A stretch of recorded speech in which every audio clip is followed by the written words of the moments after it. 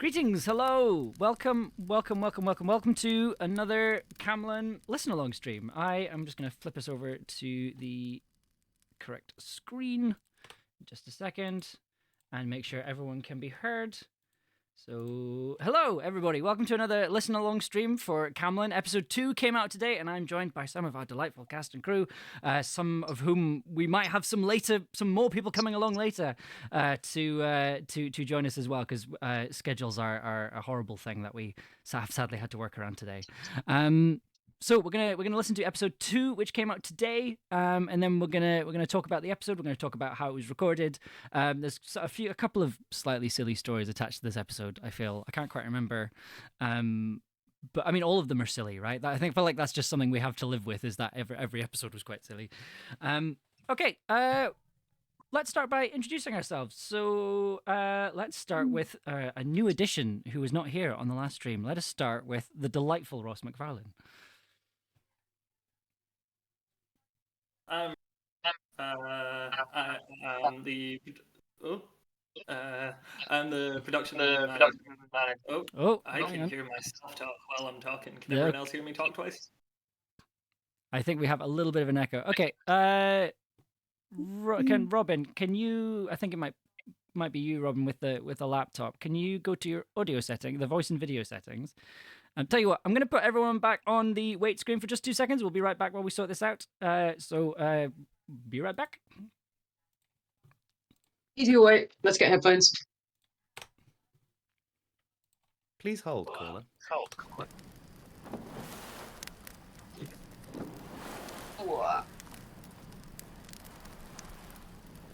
Sorry about that. Where it would be if this has a headphone jack. This is not my laptop. It was my wife's. And I don't think it has a jack.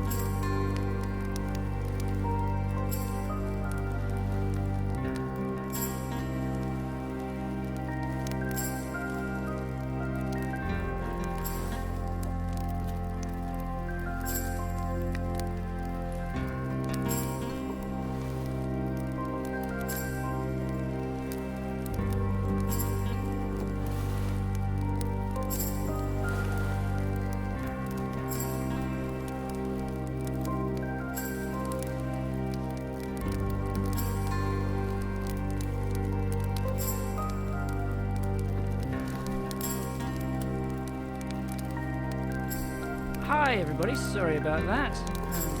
Just quickly jump us back over here. Just fade that down. Sorry about that. We seem to be having a little bit of technical difficulties, but that's okay. We are dealing with that. But Ross, you were introducing yourself. Let's get back to that, and then we'll jump straight into the episode because I know everyone's very excited to listen to it. Hi, I'm Ross McFarlane. I'm production manager on Camlann.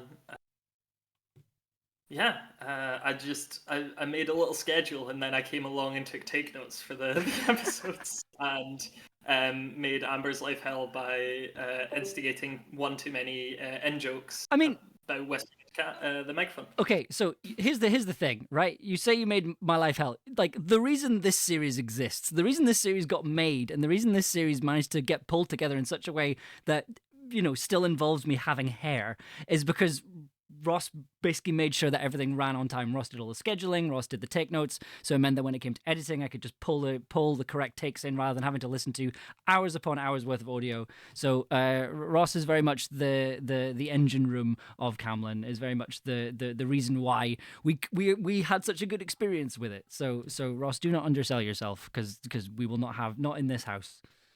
I And Ross thought that when I came babysat. on here, I would not get. I thought I agreed to insults only. I'm sorry. Yeah. Oh, I'm sorry. Okay. Okay. Tobias, do my accent again. Come on. Oh, well, there you go. No, Right. I'm not doing it again. Not Well, that, let's not move now on you're to here. let's move on to Tobias next then. Hi, I'm Tobias, and I play Di. And I'm too big a coward to do Ross's voice now that Ross is here. It's scary. If you want to hear Tobias's frankly impeccable impression of our dear production manager Ross McFarlane, you can catch up on our last stream, the listen along for episode 1 for on our YouTube channel. Chat does want the accent, Tobias. We are getting messages in chat of people who want the accent. All right, Ross, can you give me something you would say, like a phrase or a keyword?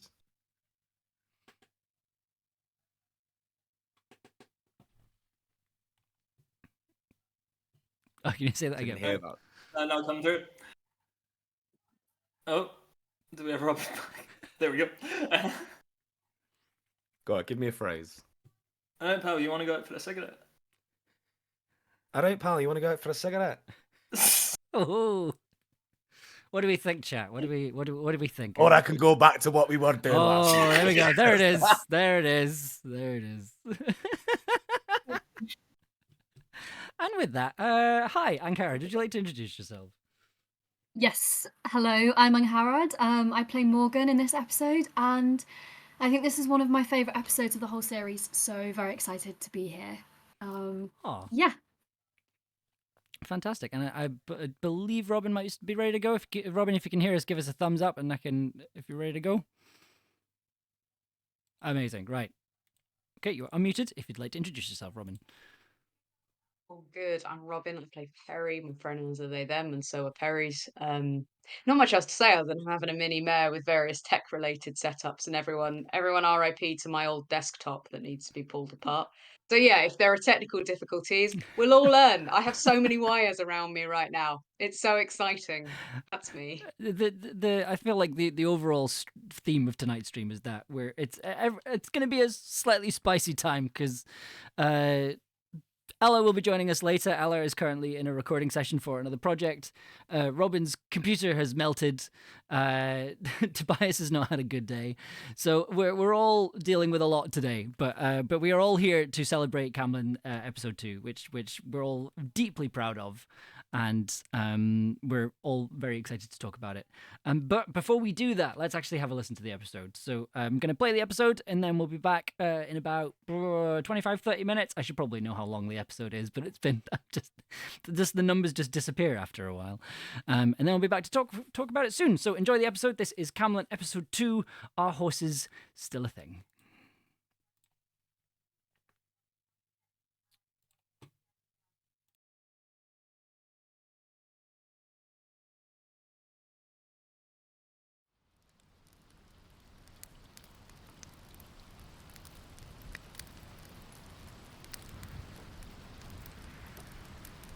Heist in ogad vrei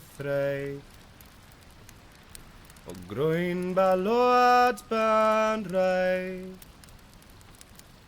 Chwyd oge gochan in wyth gai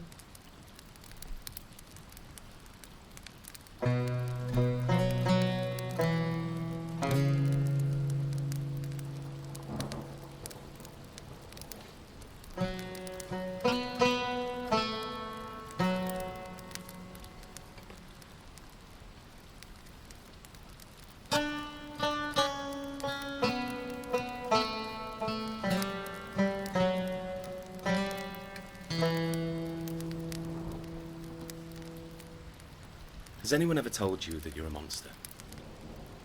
That strange or different. But the fact that you're alive is somehow a threat. And your existence is cursed. That all you do is bring harm and grief to everything and everyone around you just by being there. Have you ever felt like you're the poison in the well?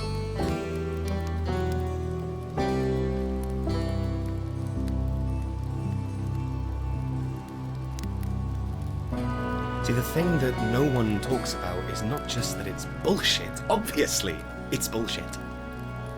But it gets under your skin. It haunts you. It crawls through your veins at night and it seeps into your dreams, creeping through your mind like mold. It's this constant, abrasive misery, this endless anxiety.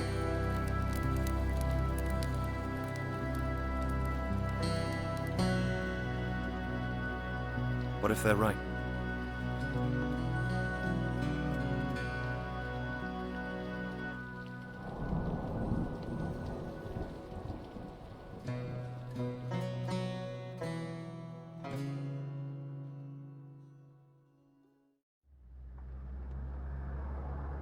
Okay, I've got something. Go. All right. Is it an animal? Yes. Does it live in the sea? Nope. Does it live in the desert? No. Does it live in Wales? Sometimes. Sometimes. Interesting. Is it a bird? No. Wait, are you cheating? No. I can't tell you, it'll give it away. You're up to 7 questions now. Those questions don't count. Yes, they do. Fine. Is it smaller than a person? No. All right. Is it bigger than a person? Yes. It's huge. Okay. And it lives in Wales? And it doesn't live in the sea? Are you sure you're not making this up? Yes. No. And yes. That's 12 questions. 8 left. Okay. Is it real? You are making it up. No, I'm not. Yes, you are. You totally are. You can't even keep a straight face, cheater. I'm not cheating. It didn't used to be real, but it is now. So it's not real, but it is. What are you talking about? Nice try, but I'm not supposed to tell you. Plus, you got 6 questions left. You're never gonna get it. Nobody saw this coming. What? 5 questions. Better be quick. Ben, listen to me. What are you talking about? Time's running out. I'll give you a clue. It eats people.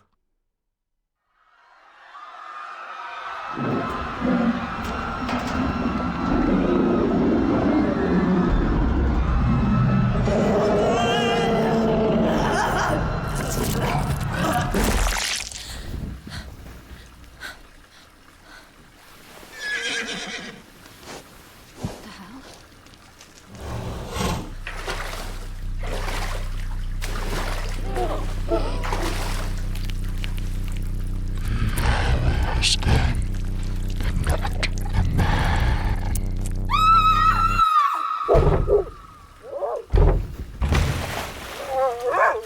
Morgan!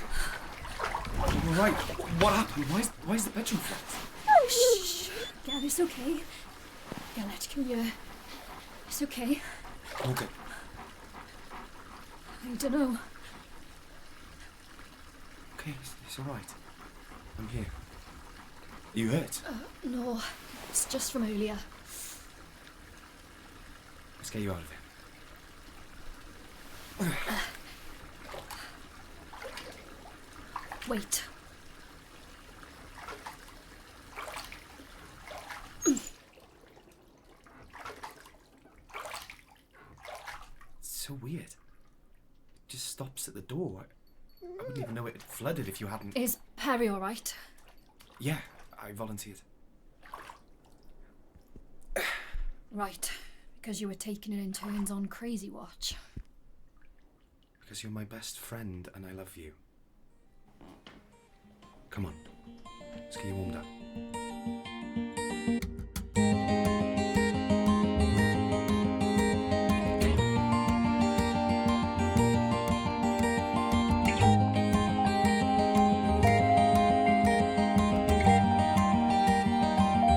Camlann. Episode 2. Are horses still a thing?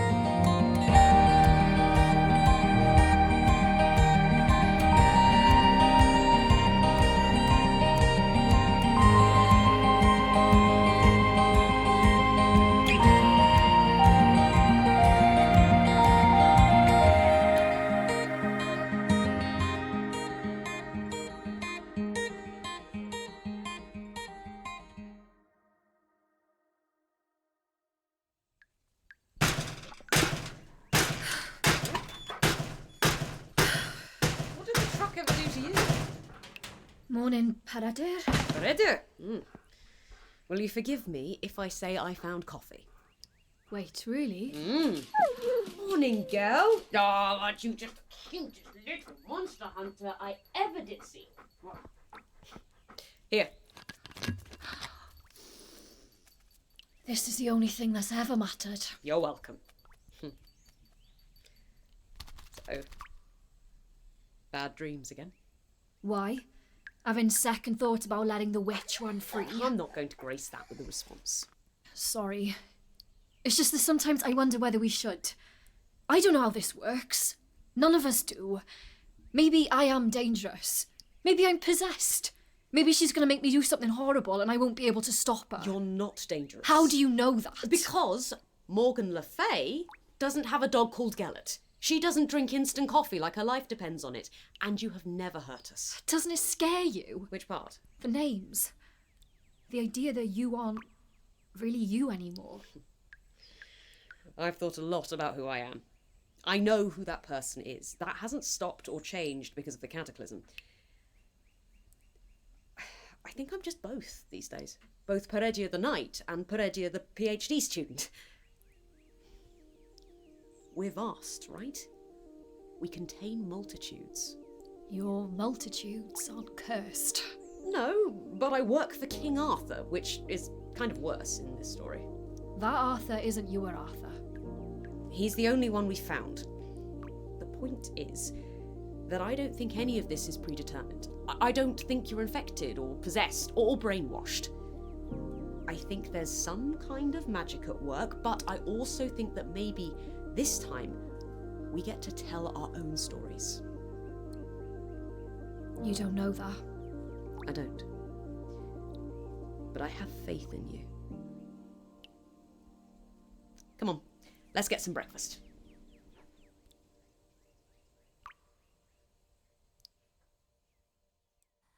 Here are the main points again. Stay in your own home. The message that the immediate danger of harm will be given by the sirens and repeated on this wavelength. Water must be rationed and used only for essential drinking and fishing. Hello? You hear me? You there? Di? Hey, I'm here. What's wrong? Nothing. And now I know this. You hurt? No, it's fine. It's just Morgan. What happened? Nothing exactly. She's just been having bad dreams. And you're worried about her? Is it that obvious? She'll be alright. She's stronger than she looks. Really good at drinking tequila. I forgot about that. That was embarrassing for you. I don't know why I've got that. Where are you now? Somewhere in the New Forest. The New Forest? Gwaine, I said northwest. No, not the New Forest, the New Forest, you know. The one that grew after the cataclysm. The really big one full of wolves and dryads and aurochs. The big moose cow things. Which is why it sounds like you're in the Amazon. I'm an idiot. No, you're not. Look, Di, there's something I need to tell you. What? It's not about Arthur. What is it then? Something's following me. Something something or someone. No, it's not night. Whatever it's one of them. Whatever it is, it's got a lot more present since I entered the wood. It feels like the moss and the ferns and the trees are all part of some huge web. And whatever this is, it's pulling on the thread. That's the worst possible metaphor you could have chosen. I think I'm in its own territory. I'm gonna go dark for a bit and see if I can lose it by the time I get to Abercrombie. Give me 3 days. Are you sure about this? Are you gonna give me a more specific heading? Just get to Camlann. Carmarthen, right. Thanks, Di. Don't thank me yet.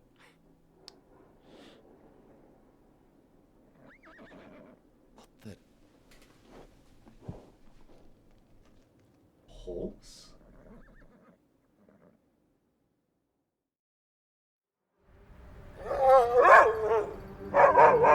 Are we worried about the fair folk?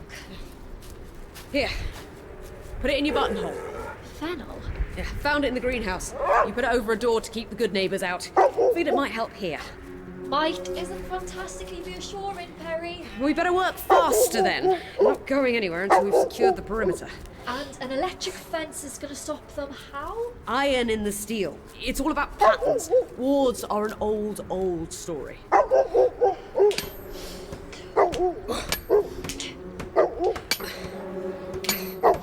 Did you notice the sheep?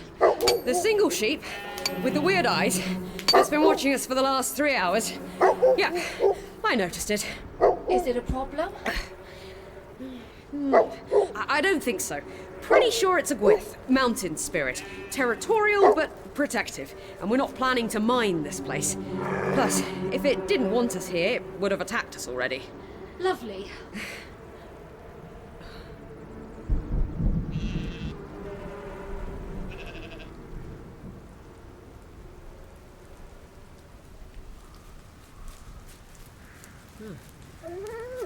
Weird.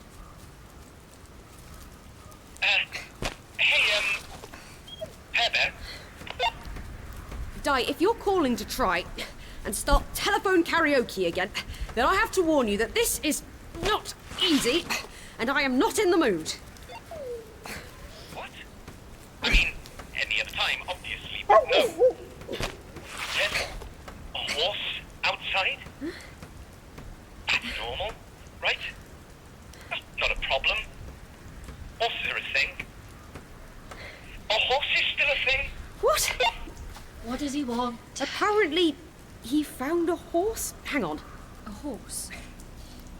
Di, can you describe it for me? Horsey? 4 legs, mane, tail, big nostrils. Kind of dappled grey, I guess. Silvery? Sort of like a storm cloud? I mean, I don't even like horses, no offense, big guy. But this one is illustration in a kid's book level of pretty. Weird. What's weird? Die. Hey, Morgs.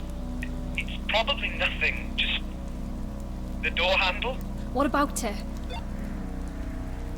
I could have sworn it was dry a few seconds ago. Oh my god, those sneeze. Whoa there, Horsey. I'm not gonna hurt you, and you're not going to hurt me, right? You're just a horse. Just a normal, big, grey, pretty horse. A normal, pretty grey horse which is soaking wet. Well, that doesn't have to be weird, right? Maybe you just went for a swim. Okay, it's not a hot day, but you can swim on cold days. Swim in the rain. Live your truth. I won't judge. Where is this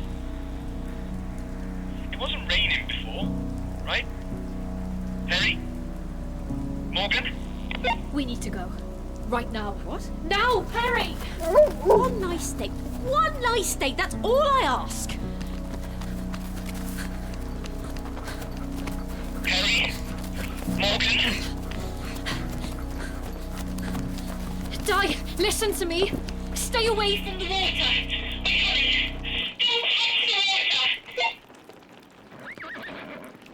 Okay. Okay. That's not ominous at all. Just don't touch the water. That's fine. That's easy. The floor is lava. I can do this.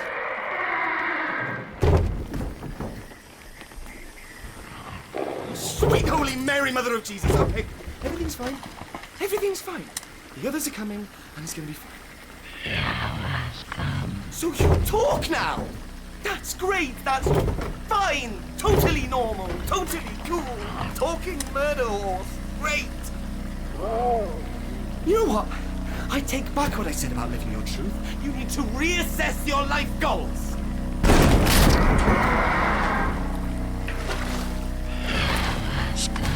Oh God. Get sodiumed! Deceitful, you lied to me! Hey guys! Red alert. The horse is in the studio. I repeat, the horse is in the studio. Also, salt isn't working, so we need to discuss that later. Okay, right. Yes, I get that, but have you considered daylight savings?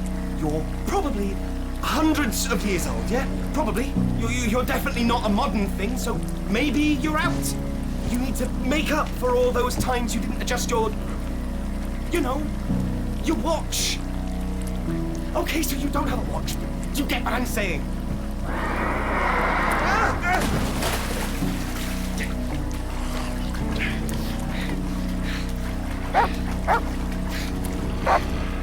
Di! Morgan! Where's Perry? They're coming. Di, listen, I had this dream. Oh, thank God. Guy, get down! Way ahead of you, buddy.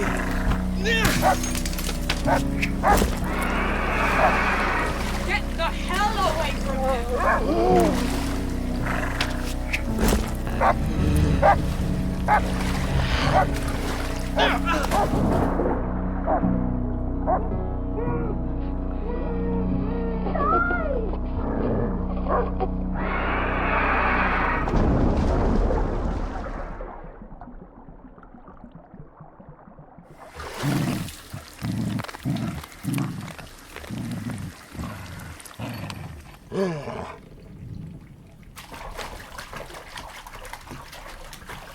What's going on?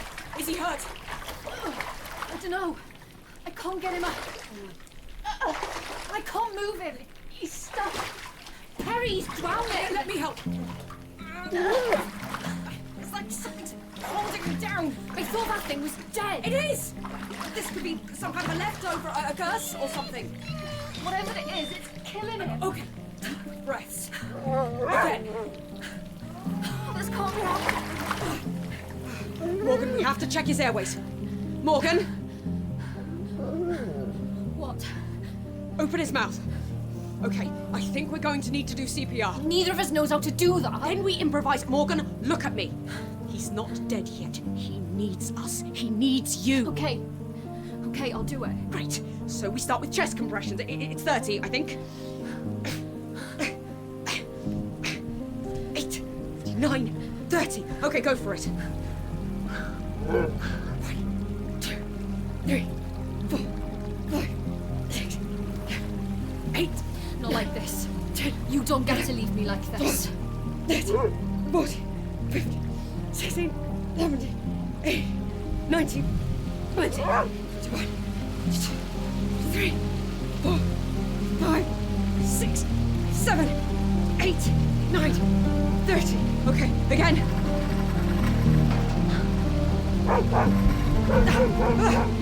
The Kelpie's definitely dead, right? 1, 2, 3, 4. They won't take you away from me.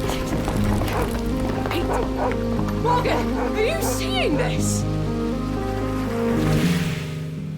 come back.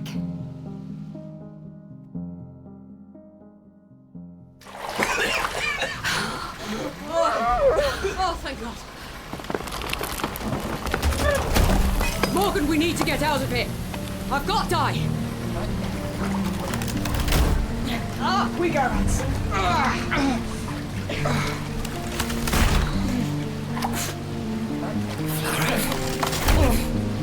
Morgan, come on!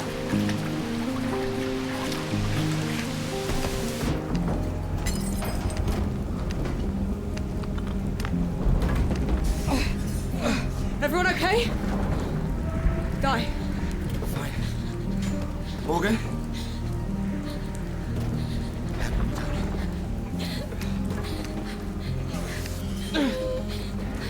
It's okay, Candace.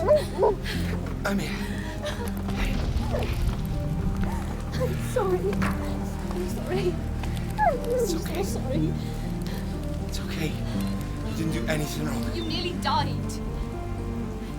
And that wasn't your fault. I'm fine, see? Please don't do that again. Please. I'll do my best.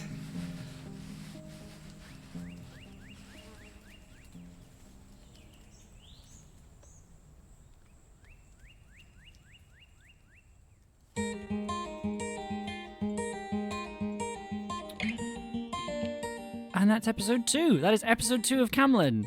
Camlann, episode 2. And that's Ella announcing the All credits. I'm going to horses turn this still down and a bring us thing. back to the chat Was written window. and directed We are by joined Ella by Watts. series writer and director Ella Watts. Ella Watts has joined us. Hi, Ella. How are you doing?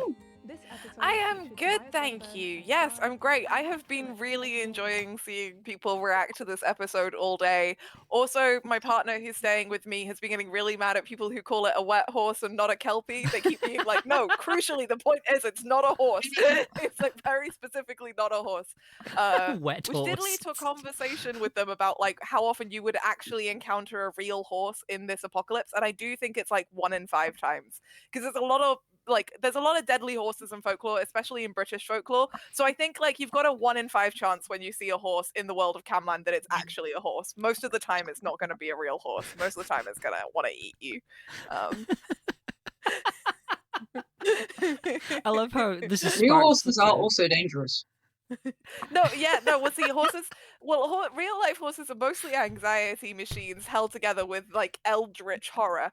But Can I just say this exact conversation happened when Tobias was recording the titles for episode 2. Basically, we started recording another podcast about horses, like because we're just talking about how dangerous horses were. And I'm going to defend the horses.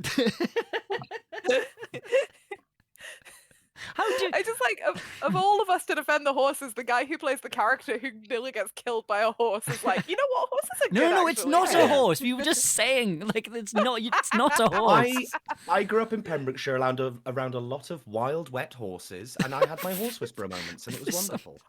Something deeply unpleasant about the phrase "wet horse." I don't know. I'm sorry, have we just Wet horse. confirmed that like Di is like a horse girl was a horse girl before the apocalypse? I mean, he does say in the script he doesn't like horses because I think our Di actually grew up in Aberystwyth in a pretty like urban area and is not great with animals except for maybe urban foxes. Oh god, he probably really liked urban foxes and always wanted to pet them, and Morgan would be like, that's how you get rabies. I think Di's the kind of person that would repeat the urban fox's scream. Yeah, for sure.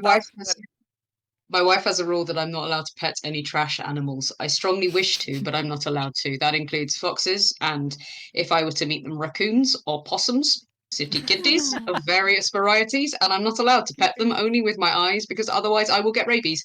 But one day I will pet a raccoon, and on that day I'll send a picture to all of you, and I'm going to be so happy. You know, there are like this zoos place- where you can. There are zoos where you can safely pet raccoons. No, city kitties. No, they have to be like City authentic. kitties are foxes, and trash pandas are raccoons. Never heard city kitty. Essentially, there are lists of things that I should not do for the good of my health, but my curiosity does get the better of me. There was a hole that just had danger written above it, like in a work site. I'm not allowed to put my arm in the danger hole. I did not, but They are. I also am not allowed to eat unknown berries. There's a list of rules. Do you know, what I'm really enjoying about this is that, like, over the course of recording Camlann, we learned that some of you were a lot like your characters, Tobias. But like, I'm really enjoying that. Like, what we're learning now, Robin, is that you're like profoundly like Perry would have a nervous breakdown with you. Like, you would just stress them out so much. So, someone in chat has said, if not friend, then why friend shaped? It's the same thing with bears and red pandas. If not friend, why the... Anyway, this is unrelated. But yes, there is differences. So, I think if I'm being the mum friend, I will be the mum friend. But in my own life, my survival instincts are somewhat lacking. I will say also, for people in the chat discussing whether or not Kelpies have horse stander, fun fact, in the opening of episode 3, Perry goes into some more detail about the physical biology of the Kelpie, so you will have your questions answered in the next episode, I guess. we will, in fact, answer the question of our horse is still a thing in episode 3. So stick around for that, folks. Stick You around really for want that our horse is answer. still a thing part 2. We did have a couple of people in chat trying to figure out what the ship name for Di and Gawain would be. Do we want to comment on that? Is that something where Dwayne. Guy. Guy. Dwayne the Die Johnson. It's just a guy. What if your Yeah, ship? You had I another quite like suggestion. Diane. What if your ship was just some guy? What was the one we came up with? Diane. Diane. Aw. Yeah, I saw that as well. Like from Lou, who gets lots of points for living near Wales, I think he said, but also recognizing Tanner Flynn from episode 1. We love Lou. Lou has a great show called Ela's Choice. Check it out. Yeah. Do we? What do you think, Ross? Ross actually does ship some of the characters of the show because we have debates about this sometimes because of the fact that I mean about whether or not people are getting together or not. I think my initial reaction just before you came onto the chat, Ella, was it doesn't matter because Di and Petty are the only thing that matters. But my other response was Dwayne "The Rock" Thomas. See, I have this whole thing, right, which is that, like, so someone on Tumblr put like looks like a cinnamon roll would kill you, blah blah blah meme thing, and I reblogged it and I was like, oh, one of these would swap around, but like I would tell you, but like Gawain, I'm such a Gawain girl, okay? Like honestly, people are very mean to him, and I get that I wrote it that way, but also like he means well. I can fix him. I can fix him. I can't guarantee he means well. You don't know. I wrote the show. Yes, I know. can She fix him, honey. You can she write very that. much does know. Yeah. You can fix him. Also, Robin fully pointed out entirely correctly that polyamory is the answer here. Yeah, I'm just pointing out that if we all love Di, then Di deserves to be loved. Di has 2 hands. Tobias, how often have you played characters where people have been like this invested in what your character's romance choices are? I thought you were going to ask. Sorry, how many Gawain times has you entered played the characters chat. with two Yeah, I was going to hands. say Gawain has literally just entered the chat. Just entered the chat. I cannot comment on Di's affiliation with Hi, anyone. Paul, how you doing? Whoa. Back. All good. I mean, to be fair, to be very clear, like here's our regular like parasocial health announcement. Our actors are not their characters. It's called acting, What? fiction, lying. I know, who knew? But at the same time, but at the same time, obviously, part of the skill and the craft of acting is that all of our wonderful cast spent a lot of time thinking about their characters and kind of creating like profiles for them with me, like in collaboration with me. So whilst obviously I kind of gave them like kind of starting points, I think like everyone kind of brought things to their characters and added things like from a creative and professional perspective. Yeah, like how did you like this is quite a stressful episode for Morgan and Harrod. How did you find this episode, like, because Morgan's having a really hard time throughout this episode, really? Yeah, it was nice because I feel like, yeah, when you mentioned that cinnamon roll meme, and obviously the response is like Morgan looks like she could kill you, would kill you. I think that's so valid. But I think in this, and yeah, same for me as well. In this second episode, like it's nice, I think, to get a bit more of her vulnerable side as well. Because I think the cool thing with Morgan, I think like a lot of female characters in fiction, they're either like they're brave and they're unafraid, or they're like afraid. But Morgan's like she's very afraid and anxious, but she's also very brave at the same time. And I think it was cool to play around with that in this one. And yeah, just I guess yeah, to find her softness as well, especially like with Di as well. And yeah, on that note, nobody dare ship Morgan and Di. That is disgusting. We do not ship shame. We do not. If you just yeah. Sorry. The internet will internet, but you don't have to tell us about it. I definitely write Morgan and Di as like found siblings. At the same time, the internet will internet. You know, live, let live, write weird fan fiction, do whatever the hell you want. So we have just be polite to my actors and leave them alone. We have someone in chat, Corvid Castle, saying, I have a lot of love for Gawain already because I'm not super familiar with Arthurian legend, but I have had English major friends tell me the story of Gawain and the Green Knight, preceded with, I'm not making this up, it was originally this bisexual. And I feel like that's, like, is this friend you, by any chance, Ella? Because that feels like something that you would have said. It's not me, but it could have been. Like, we had someone on Twitter saying that they'd found out about Galahad and Lancelot. So fun facts for people who don't know, Lancelot is canonically bisexual in Arthuriana. It's hilarious. He gets married to a man at one point. I say it's hilarious. It's not funny that they get married, but it is very funny how so many academics refuse to admit it. Like, so basically, according to all of academia, Lancelot is just really good friends with this guy. And to be clear, what he does with this guy is Galahad meets Lancelot and says, I'm going to pledge the rest of my life to you. And when you die, I will follow not long after. I have never seen anyone who I have loved so deeply and so immediately. You are all that is good in the world.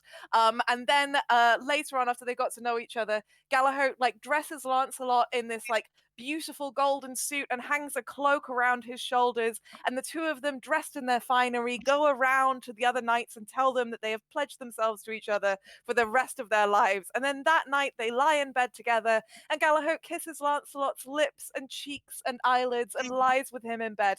But I would say that this is probably just a thing that like good friends do. Like, just like, this is just like platonic as hell, right? Like, because that's what the academics say. And in fact, when he dies, Lancelot leaves. So Galahad does die before him, because Galahad dies of a broken heart, and he's one of the only times in Arthurian fiction where a man dies of a broken heart. Normally that kind of happens to women in like medieval stories, but not to men. Galahad dies of a broken heart because Lancelot chooses to go back to Guinevere instead of staying with him.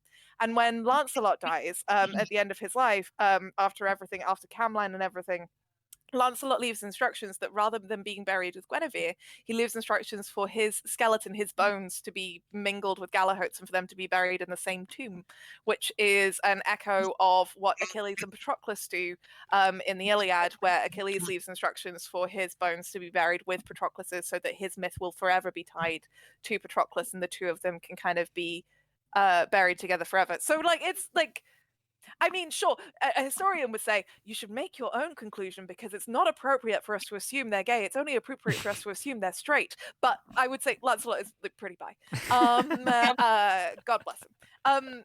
Paul, we talked a lot about Gawain's bisexuality because you and I kind of had to work a lot on like the kind of place that Gawain's bisexuality is, because I feel like we didn't want it to be too fuckboy stereotype, and Ross kind of contributed to this in the writing stage as well. So like, you talk to me a bit more about like kind of how you feel about like Gawain as a character and how you think he kind of defines himself and interacts with people and stuff. Yeah, and a lot of it's like, so Gawain's coming back, right? And you see a bit of this in episode 2 of like, he's, you know, it's, oh god, I'm trying not to step on spoilers because I can't quite remember how things. But we do know at this point this is the second time Gawain's coming back and trying to ingratiate himself with Di and the friend group again. And the fact that so much of it is like over a radio, I guess it's like it does get, and it does kind of keep it kind of vague. Like the I'm trying to put this the right way. Like the way the radio isn't high quality, right? It's not, you're not getting good audio out of the radio. And it does kind of it makes it tricky to like have little kind of subtle vocal nuances and things. So I was kind of conscious of that when it gets kind of like when he's talking to Diane, he's kind of like, oh, he gets a bit quieter, and for like the serious parts of the conversations, where he's not just doing the hey, remember that time at a drinking competition with Morgan? At least that's what I interpret it as. I don't think we ever figured out what that was exactly, or if I ever asked.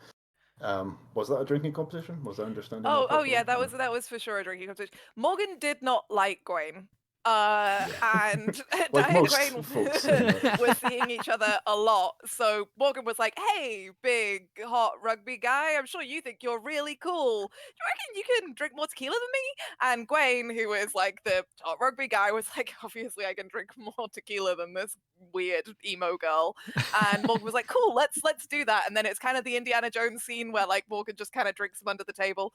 And Di is far too pleased by how ridiculous this all is to actually be particularly concerned about Gwaine, who he's seen blackout drunk on multiple occasions. Yeah. So So it's almost like the whole, like there's something to prove for some reason. Like obviously he's there for Di, that's like the main reason. But so it's almost like there's some kind of bit in the back of his head that's like, oh, I need to shore up my masculinity somehow here. How do I do that?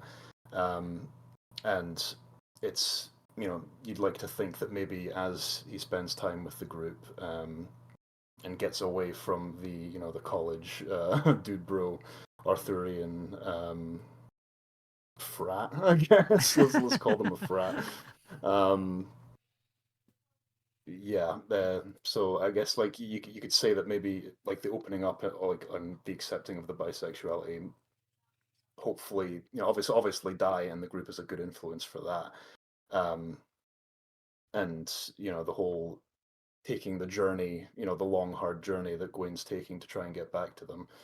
Maybe you could, draw some similarities between that and coming out and learning to accept that part of himself.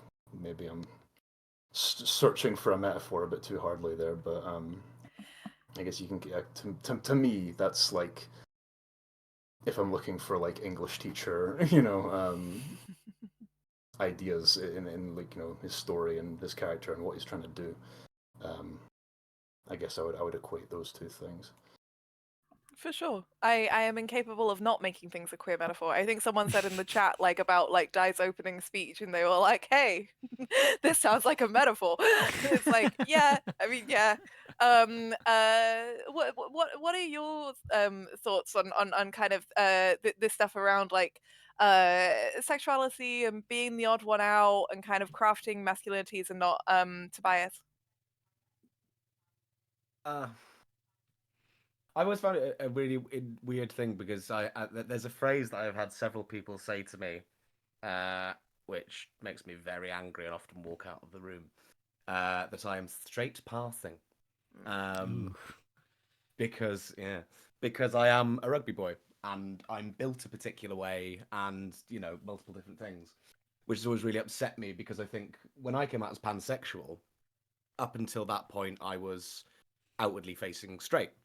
And everyone just sort of like went, oh, you've. They were a bit shit about it, basically. And because a lot of my friends were a lot, I guess, more comfortable with their sexuality, or they've been sat openly in their sexuality for longer than I had, they had particular views on how I should represent that, and that I didn't represent that because they thought I was straight passing. So yeah, I think masculinity is bullshit, and that who gives a fuck about anything? Just be however you want to be, and it doesn't fucking matter. Just sorry, I'm swearing a lot. It's the apocalypse. The show is rated for child death and horror. Every time I write the content warnings, which I think it's important to have content notes. Like I am someone who uses content notes, and I appreciate having them, and I appreciate putting them in, and Ross helps me with kind of like getting them right. But like at the same time, sometimes I'm writing them and I'm just like, yeah, it is this apocalypse. So lots of people have died. It's a lot of death. It's a lot of grief. Not to It's a draw lot of attention. violence. Not to draw attention to that particular part of the episode, but somebody complimented the sound design. First of all, thank you very much. But I remember I sent the first draft through to Ella, and then the note came back being like, "This scene isn't nasty enough," like, which I thought was just so. Like, I think we ended up doing the whole thing on a call where I was just like, "Does this work?" Yeah, It's one of those sort of sad things where sometimes when you're on a schedule like we have for this show, it's quite difficult because the creature in that particular bit of the series, I don't know if I'm allowed to say what kind of creature it is, but oh no, Morgan tells us it's not a huge spoiler. You can say. Okay, but basically it's a dragon, right? And ideally I would have enjoyed I would have liked to have had more time to properly have a think about what dragons sound like in this universe and in this world. But just with the nature of the funding and also the production schedule and things, it just meant that we just didn't really have time to explore that. So the sound design for that particular moment is sort of deliberately vague in terms of what the dragons sound like, because I was just like, it is too early to have that conversation. It's too early to figure that out. I have another monster I need to design for this episode. Yeah, I'm sad I didn't get a bit more time there. But it was also, I mean, I don't want to say it was fun doing that bit because it's objectively quite a horrible bit, but it was like I very rarely get to do like have the sort of panicking crowd sound in the back of a scene, and it was a lot of fun. that part was fun. I love a panicking crowd. When we were making Redacted, we like recorded ourselves being the panicking crowd, and we got to the end and it was very silly. But yeah, like I think it's interesting because I think for me, so people were being like, "Oh, Ben's like 15." Yeah, he was 15. He was very small. He was very young. He is Morgan's younger brother. He was very little when he died. But also like I think like for me, there's a couple of things like kind of at work there as well, which is like, you know, Morgan's having these strange nightmares about monsters, and partly that's the monsters that she's actually seen in the apocalypse, and sometimes like in this episode it's like she can't tell whether it's something that she's seen or something she's going to see, or you know what's going on. But also she does like, they are nightmares, which means that they kind of like jump from one logic to another, and part of her recurring nightmares is that she keeps seeing Ben's death like again and again and again, like every night, and it's part of why she's so tense because she just every time she tries to go to sleep she sees her brother dying in front of her. And also like there's kind of an element that I thought about a lot in writing it, and we talked about a bit in directing it, performing it, where Morgan and Di have quite different relationships with their cultural identities and with their Welshness, where like Di is very proud of being Welsh, and it's part of why he sings in Welsh and like he knows his Welsh songs and he uses Welsh language a lot, whereas Morgan distances herself a bit from it. Like her distancing herself from her name is kind of a mirror to the way that she distances herself from her identity generally.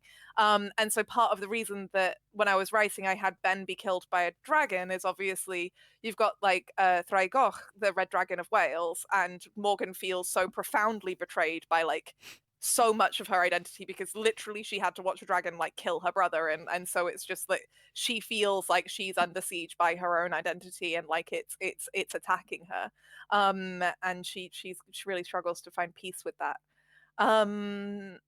What do you think, Angharad, in terms of like performing Morgan? She obviously is like very tense a lot of the time and very tired, and I feel like to perform that would be quite tiring as well. So like how did you find like kind of like getting that?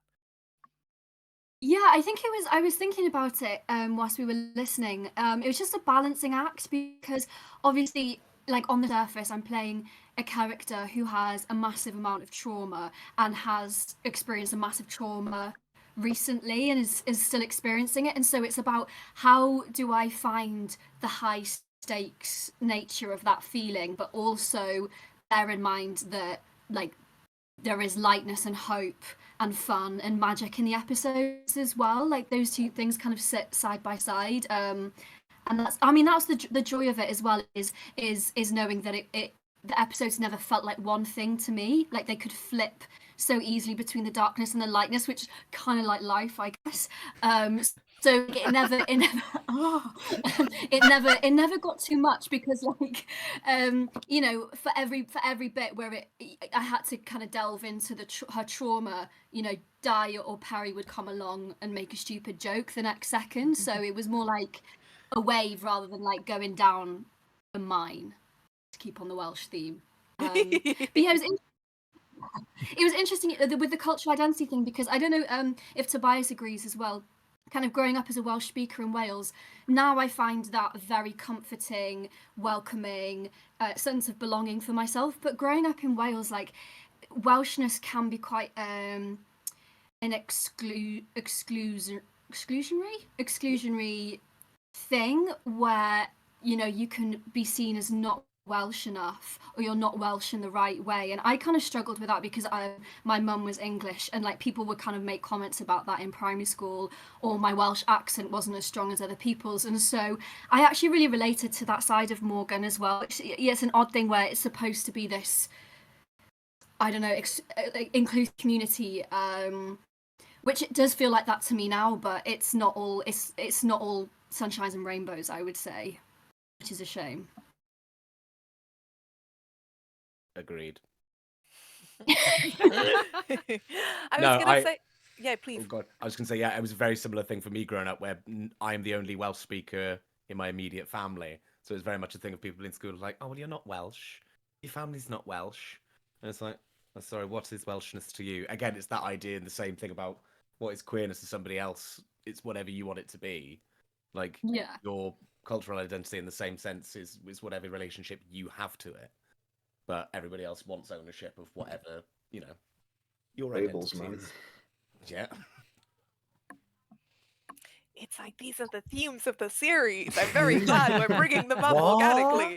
But also, yeah, like I think like that was interesting, kind of having those discussions during recording about like that relationship with Welshness versus relationship with Scottishness, because I know like both Amber and Ross, for different reasons, you both have like slightly atypical relationships with Scottishness, because as much as we were joking about Ross's accent, like Ross, you've talked about the fact that your accent sounds a bit different to like some other people you grew up with, and like Amber, you've said the same thing about yours, like despite like growing up in Aberdeen and living in Glasgow. So like Ross, do you have anything to kind of add from your own experiences? Like from a from a Scottish point of view, I have a very weak Scottish accent, which is always funny to tell people who are not from Glasgow, like specifically, because it sounds very Scottish, unless you're from where I'm from in Glasgow, where the general accent is a bit more like this, and it's slightly incomprehensible to anyone from outside there. But I had a teacher for a mum, so I was taught very firmly how to speak very clearly and very properly, to the point that if I go to a bar, if I go to a pub in Barhead, where I'm from, I will get asked where I'm originally from, and the answer is there. It doesn't bother me so much these days living in Glasgow, because Glasgow is, I would say generally relatively accepting of just like, wait, are you here currently? All right, you're Glaswegian then, come on in, let's have a pint. That's the general vibe of the city. Most of the time, not all of it, not all the time, but it is one of the bits that I quite like about the city, is the friendliness. It counteracts the stabbiness quite well. What about you, Amber? So, I mean, it's quite weird for me. So I don't tell anyone, but I was born in England. I was in fact assigned English at birth. But that either gets a giggle or like a head shake, and I always find that very funny.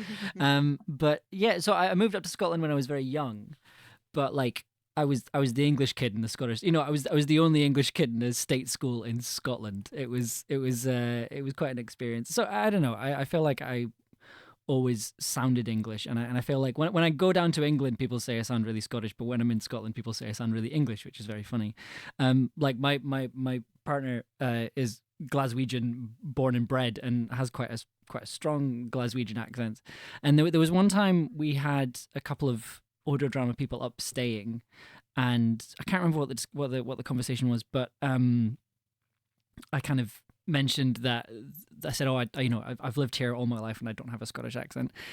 To which my friend went, wait, no, you absolutely do have a Scottish accent. So I basically called my partner through and I was like, do I have a Scottish accent? And she burst out laughing. So that's the difference. Also, so I got my ears pierced like 3 weeks ago, and I was chatting to the guy about just chatting away while he was putting holes in my ears. But he asked where I was from, and I was kind of talking about it, and then he sort of went, I would have just said you're posh Scottish, and I was like, I'll take that. Like, that's an improvement. But yeah, it's not something. It's something I used to spend a lot of time thinking about, but I think the older and wiser that I get, and again, I think being in Glasgow helps. Like Ross was saying, everyone's usually fairly friendly. But yeah, when I'm in England, I do get more English. I have noticed that, and I don't like it. I want to ask Paul your thoughts as well, but it's interesting. So Corvid Castle in the chat is saying that it's interesting to hear because they're from Long Island and feel like most people of their generation don't have much of an accent, but it's not a thing people talk about. And I find that really interesting because every American I've ever met has really strong feelings about like if they hear someone with a Southern accent, like their reaction is like impressively visceral. Like if someone comes up to them with a Southern accent, they'll be like, oh my God, and like all sorts of things. And I'm always like, I always find it remarkable how like there are kind of those borders, but it seems the Americans I know seem to be less conscious of them, except that they definitely know which borders you don't cross. Like, and one of them is a very thick Southern accent will immediately have someone quite alienated in a room full of, for example, New Yorkers. But I think for us, like, I mean, certainly what I think we're talking about is also, I think, to do with like history and culture. Like both Scottish and Welsh culture have been under siege and in a number of different ways throughout history by the English. In fact, like one really good and horrible example is after the Normans conquered England in 1066, one of the things they did when they conquered parts of South Wales was that they, on purpose, killed the Welsh residents and then moved English villagers into Wales to make it feel more English. It's why they renamed some of the counties to shires. So you got like Pembrokeshire and Carmarthenshire because they were trying so hard to like erase Welsh culture on purpose, like by literally moving people who sounded more English in. And that creates like a lot of pain and a lot of debate and discourse, like both like in northern and southern Wales, but also like between Welsh and English people. And so accents here, like they can often be to do with like the English thing of class, but it's also often when we're talking about British accents, when we're talking about Scottish and Welsh accents, it's also very much a thing of like cultural identity and preservation and joining a culture and being part of a culture and being able to maintain your culture. And I think that that's part of where sometimes these like anxieties and painful feelings can come from about feeling like you're sounding too English or not Scottish enough or Welsh enough. Obviously I'm saying this as an English person, but like certainly for me it's I'm saying it from the perspective of like I've moved around a lot. I grew up in Hong Kong and Australia. And there isn't a single English person who would say that I was from where they're from. Like I can't go anywhere in England and they'd be like, oh yeah, but you're from here. Because I'm not really from anywhere. I'm 30 years old and I've moved 34 times. I've moved pretty much every year of my life. So I've always been a stranger wherever I've gone. And I think part of the reason that Camlann is so much about identity and culture and how you construct your culture and how you have a right to construct your cultural identity and choose the pieces that are important to and choose the pieces you gravitate towards is because like I feel like I'm constantly looking for where I belong. I often feel like kind of a cultural changeling, and I often feel very confused by like both Englishness and other identities. But I was Paul, going to say. oh, sorry. Yeah. Oh, sorry. I was going to interrupt the filthy English speaker on the basis of accents and looking at that. But do you mind, or we can go to Paul? I don't No, mind. of course. No, Go, for it. please. No, it's the interesting thing of partly from an acting perspective, Americans neutralize their accents far more, as there is a standard American, which is bizarre for us. Can you imagine there being a standard Europe? Like, if people ask you for a standard European, they are being horrific. Like that, there isn't one. Like, I think we all European know what they're accent. expecting, and there isn't one. Pan-global European accent. Yeah, but the idea that so much of America is so like devoid of accents is wrong. Obviously, you've just said, Ellie, they kind of we do know where people are from, but a lot of their actors are taught, I believe, to find this standard American, and that's what we're taught too, or this sort of standard idea of accents. Whereas in the UK now, you are taught an RP accent, which if I'm listening to your accent, Ella, part of me goes, yes, it's RP, it's received pronunciation, it is what it is. And I think when we're talking about being more or less English, we should probably mention the fact we're talking about being more or less RP. We're talking about these sounds. This is my natural accent. This is exactly what I sound like and where I come from. However, I find it interesting. There are sounds specific. So Amber, when you were talking about your sounding Scottish, it's because we can hear those specific Scottish sounds within it. And to anyone who's used to hearing my accent, you go, "Oh, that's Scottish," because you recognise these specific like "you" sounds and stuff. And so the way you say like circle is like a word I always think of it as so specific. These like clusters of sounds, and it's Purple really burglar interesting to alarm. see. Sorry. Hmm? Purple burglar alarm. Have you heard that one? Yes.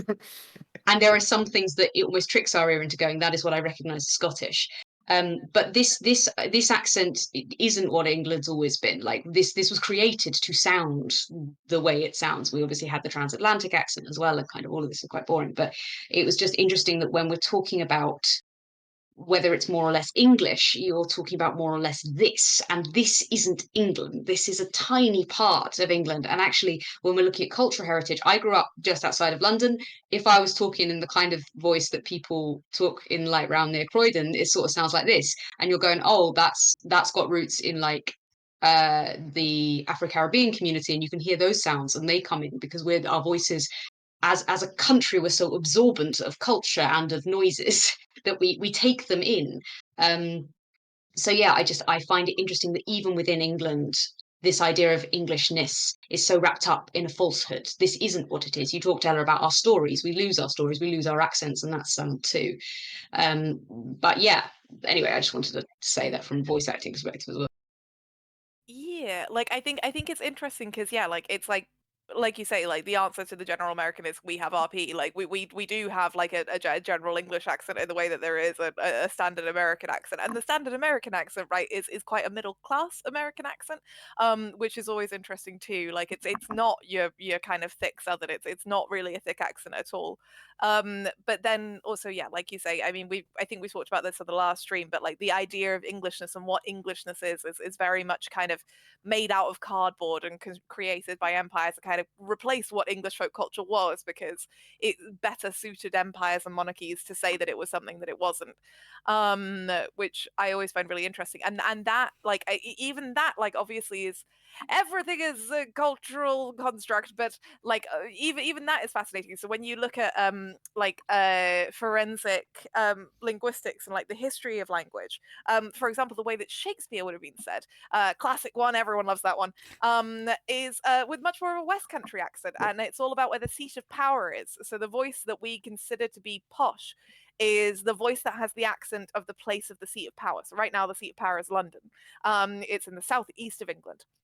So a southeastern English accent of specific places is like the posh accent, because it is the accent of wealth, it is the accent of power, it is the accent of politics. But interestingly, when Shakespeare was writing up until like the 1100s-ish, the seat of power had been in the southwest of England. And so by like, 1500s, very early 1600s, the seat of power had for 2/3 of history in England been West accent, and so it was like in a West country, it was a Southwestern accent. And so if you wanted to sound posh, then you want to talk like a farmer.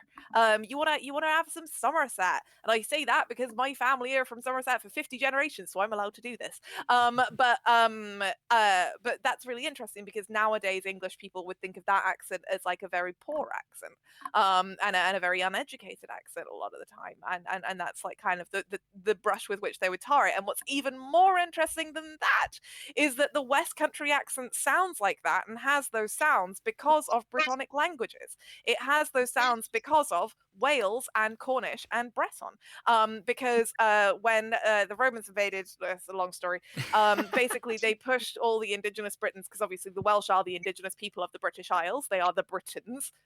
They are the indigenous people of Britain, fun fact. Romans come in and they kind of push everyone to the edges, and so obviously most of the Welsh people got pushed into what we now know as Wales, but many of them migrated kind of down that like crescent, through the West Country into Cornwall, which is why we have Brittonic languages in Cornish, and then across into Brittany, which is where we have Brittany and the Bretons, and Breton language. Like if you speak Welsh, if you go to Brittany, you'll see a lot of Breton place names look really recognizable to a Welsh speaker. Like there's a town in Brittany called Pontafen, which is Pontafen, and it's on a bridge on a river. And their national anthem uses the same tune.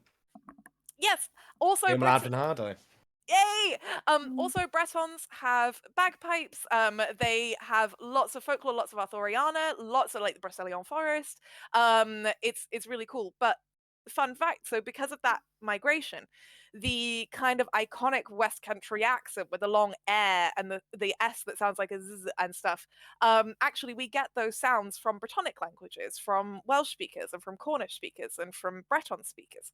But because of the propaganda kind of leveled by the English of the Southeast, from the 1600s onwards, who are building empires and monarchies, of like, and Shakespeare himself was doing this. Shakespeare creates Welsh characters to be idiots because there was this like concerted effort to create the idea that Brittonic cultures were stupid. Like it was a very racist idea of like just like cultural stupidity. That then idea kind of actually like has what's the word, a casualty in the West Country, because then West Country accents are also seen as being stupid and poor in the same way that like the English kind of propagandize against the Welsh and the French propagandize against the Bretons, because of this like this cultural supremacy, this attempt at cultural supremacy, which is really, really interesting if you think about actually the fact that before all of this, that accent was the accent of power in the way that my accent now is the accent of power because it sounds Southeastern. Here ends the lecture. Paul, do you have anything to add about identity and language? Well, now I'm just thinking like, because Abergavenny was mentioned in the episode. and I That always was what thought the word Abergavenny. was. I've been trying to remember that specific word all weekend. It was just like there was one particular word straight away. Well, yeah, the one I was just like it's like it was a word that Paul had to say that was a place in Wales, but I thought, and I think Paul thought as well, that it sounded like a place in It Scotland. sounds Scottish. Yeah, like it does sound like I was thinking like Aberdeen or Aberfeldy or something. And Yeah. It's like, what's the connection there? Yeah, But- River, Aber. Yeah, I was gonna say it means river. Even the Gavenny part just still says Scottish to me, so I don't know what's going on there. But that's for smarter people than me. But onto your original question. Yes, so and also with the American thing, I know a few like people who've kind of lived in and around like New England, New York, that kind of area, and yeah, they say that although like, if you're a local, you can tell if a guy's from like Boston or New York, but the accents, like the general kind of like New England accent, is just like a big gumbo of like all these different towns and cities and states and so on. So yeah, there is like a kind of homogenization, if that's the right word for it. Anyway, yeah, I also had a similar experience to Amber because the guy who produced my demo reel, he also asked me, "Oh, by the way, where are you originally from in Scotland?" And then I had to tell the thing that I eventually end up telling everyone, where I spent 3 years of like my young childhood living in Atlanta, Georgia, in America. Oh, so wow. while my accent is like again, same thing. It's a Scottish accent. You can tell it's Scottish, but you can't really tell from where exactly. Also, plus, I was like born in Edinburgh, but I grew up for the most part in Fife, so there's a bit of weirdness there as well. And like totally. So but anyway, yeah, I went to America. Couldn't understand what the teachers were saying because a lot of them had like thick Southern accents. Gradually learned it, and then a year later, I'm on the phone to my like young cousin. I have a discussion with him, and then his dad picks up and tells my mom he just told me he didn't understand a word he said, and I'd completely lost it. So did that, and then came back eventually, regained the accent mostly, but now it's mainly just like occasionally I'll catch myself saying like trash instead of rubbish, or sidewalk instead of pavement, and just like little things like that. But yeah, so I think this actually came up in my audition, Ella. I think it was you. Yeah, I said this. We had the thing of like, do I sound Scottish enough for the Scottish character? And you said it was cool either way. It's more about your cultural experience of the place more than what the accent sounds like, and if you are judged to be sufficiently Scottish by the panel or something. That was a really important part of our casting call, actually, because a lot of the time we had quite a few people kind of saying, oh, well, I might not be Welsh or Scottish, but I can do a Welsh or Scottish accent. And what was really important to us was actually we weren't looking for someone who had a specific Welsh or Scottish accent. Part of the reason that Di and Morgan are from Aberystwyth is because it's a place in Wales where you actually can believably have either a Northern or Southern Welsh accent, and it can happen at the same time. And I know this because my dearest friend grew up in Aberystwyth. And so it meant that we could have some flexibility on casting, but also that wasn't what we were looking for. We weren't looking for a specific accent. What we were looking for was a meaningful connection to the cultures of the characters, like who they are, like, and especially obviously with Di and Morgan, you had to be able to speak Welsh. So, however strong your Welsh accent might be, how fluently can you speak Welsh? A real question. But yeah, like and obviously because like we as a production team, I mean, me and Amber have been close friends for a long time, and we've had lots of conversations about identity. And when we were doing the phrasing of the casting call, we talked about it a lot with Ross as well, of like the three of us really wanted to make sure that it was very clear that it was kind of frustrating, kind of sad, but also I completely understand why it happened, where a lot of people who auditioned for us felt like they needed to kind of do like thicker versions of their accent because they thought that would be the thing that made the difference in getting cast, and it really wouldn't. Sometimes it would almost kind of turn us against them, because it meant someone would be focusing so much on the accent they were doing, they weren't really thinking about the acting that they were doing, and that can happen, and it's fair enough. It's hard to get both in your head, but yeah, that was a really important element of the show. But I have driven past. Sorry, I've driven past the Kelpies near Falkirk, so I'm culturally able to watch this episode. Yeah. No, well, do you know? I was gonna say. So I wanted. So actually, Wales does have their own version of a Kelpie. And it is one of the Welsh words that actually I struggle to say a lot. I think it got is, mentioned in the chat Cefill. actually during the episode. Yeah, Cefill. It's like Cefyll. If either of that. Wait, I'll write it for you in this. Cefill. Well, it's. Hang on. Because Cefill is horse. Yeah. Okay, yeah. Then it's just like water horse, basically. Yeah. Thank you. In the same way, Abergavenny, briefly to go back on what you talked about before we carry on, of the similarity between Aber being river. The translation for Gavenny actually means doesn't give any fucks. So it's rivers that don't give any fucks. That sounds like a joke. Yeah, I was going to say that. It is a joke. I'm lying. Carry on. Stop spreading misinformation on this stream, Tobias. What? I'm being Angharad from last week. Speaking of jokes. Oh no! Oh no! Please. Did you prepare another joke for us, Angharad? No, I haven't.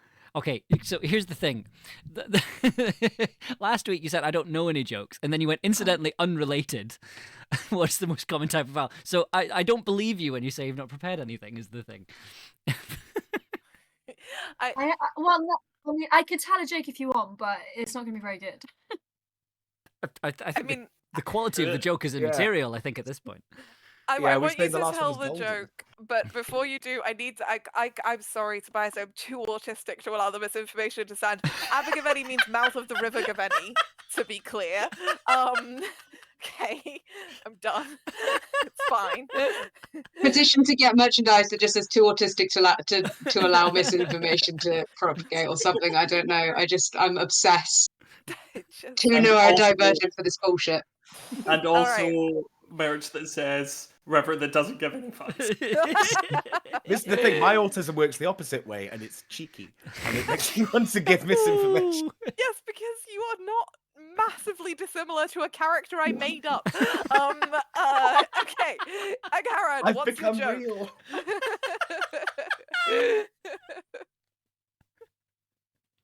Oh god. This is, oh my god, this is gonna ruin any reputation that I have, but okay. Knock knock. Who's there? Who's Who's there? there? Doing up. Spewing up? Doing up.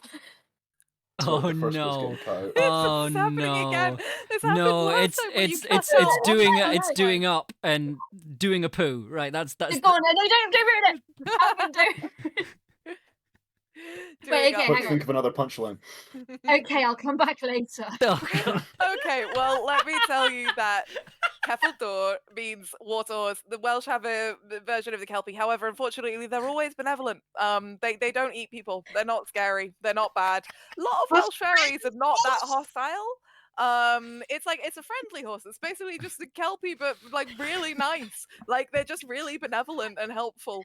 And so it's like, oh, we could make all of the monsters in this series Welsh, and no, I couldn't, because most Welsh monsters are actually pretty friendly. Scottish monsters are bastards. There's a really great Scottish monster that I really want to use called the Nakellavi, but it's pretty intensely horrifying. And Karen, are you Great, has no okay? skin. Is the joke that the English monsters are all in Parliament? Is that where that ends?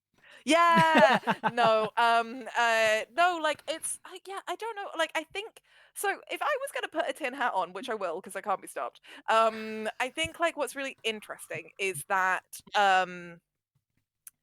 it's about your relationship with land and culture, right? Like, and a lot of the time, and it's something that is explicit in the fiction of Camlann.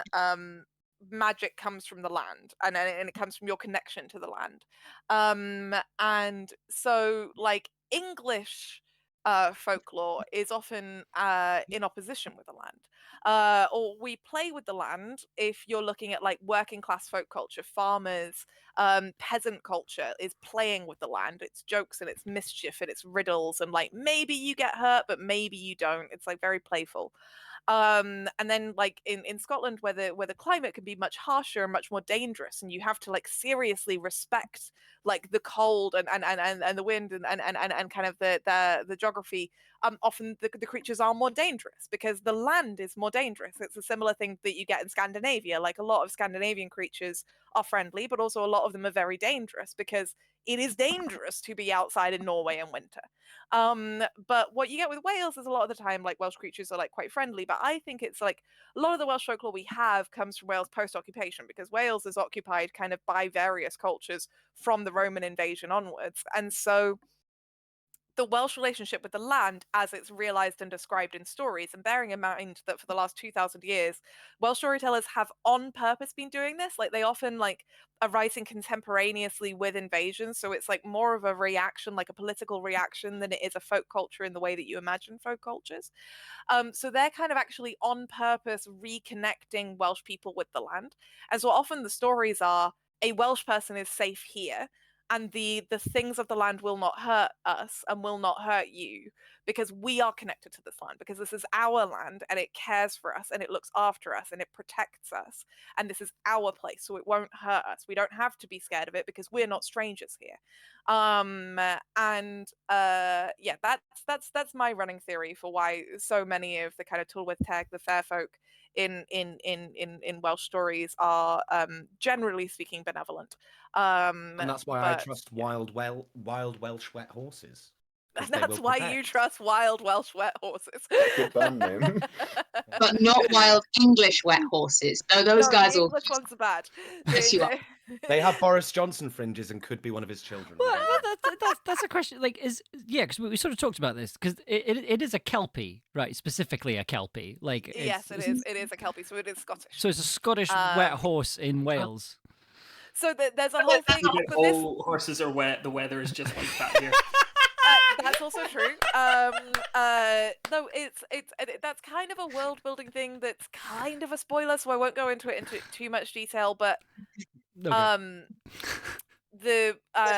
what I will say is, often when you go into like the land of fairy or the other world or Anon, like the time and space, like physical place, and also how quickly time passes, run differently to how they do in like our world. And so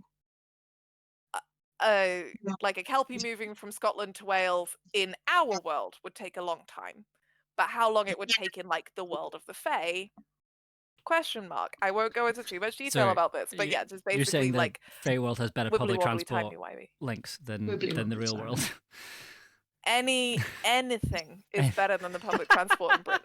But yes, Don't speak too soon. The public transport in America is not that's the true. best. You know what? Thank you, Paul, for the reality check. We've got 25 minutes left of the stream, and last time I kind of forgot to ask this till the very last minute. If anyone has any questions for our wonderful cast and crew, our lovely sound designer and composer Amber, wonderful production manager Ross, who also helped edit the script, me, or any of our gorgeous actors, please give us questions. If you don't give us questions, we'll just come back to Angharrod's jokes, which we will make. Just get Angharrod to vamp for 25 Can minutes. I vibe a little on the subject of queerness and masculinity? Because you mentioned it a lot earlier. Hell yeah. And I think there's mostly just while I'm vamping while people write things in the chat. And yeah, again, this is a horrifically self-indulgent shout out, but I recently did a TikTok about it because I think masculinity is very interesting as a non-binary person, because I'm coming at masculinity from the outside in many ways. And I think Perry has a similar journey. There's like, or at least that's from my perspective, working out, does positive masculinity exist? And especially for someone like Perry, who is a knight, it's there going, are there elements of very classical chivalry that Perry vibes with? Are there anything else like that? Like whether masculinity is a thing that exists. I mean, the thing I landed on is basically the only thing that is unique to mask people is masculine privilege. So the most masculine thing you can do is utilize your privilege to support and uplift other people, which is kind of what chivalry I think might be designed to do. And in its purest heart, it's sort of saying, I am somebody who is having, I know it isn't, I know that there's so much rubbish. Ella's just looking at me going, Robin, are you going to spread lies about chivalry? And I'm like, no. But this sense of defending those who are weaker than you in whatever way, or perhaps giving voice to the voiceless, stuff like that. I think that's a really interesting idea on masculinity, and it's quite a queer frame of it as well. But I find it very interesting in the series looking at Perry and looking at somebody who is non-binary and yet has, I mean, Peredia as a knight, I think we've established is a very, very queer knight, but is male or is masculine. And this, I know, will be more explored in later episodes, but it's fun to see the pressures of identity. And when we're talking about it, we contain multitudes, and Perry is somebody who's had to search their identity and been like, okay, does this fit? Is this, this is my name, I've chosen this name, and all of this is important stuff. Sorry, there was a point here and I'm just losing it in the amalgam of my own neurodivergence. It's going down so many tangents. But I think just there's a lot of interesting things about being both and being all and also not being any at all.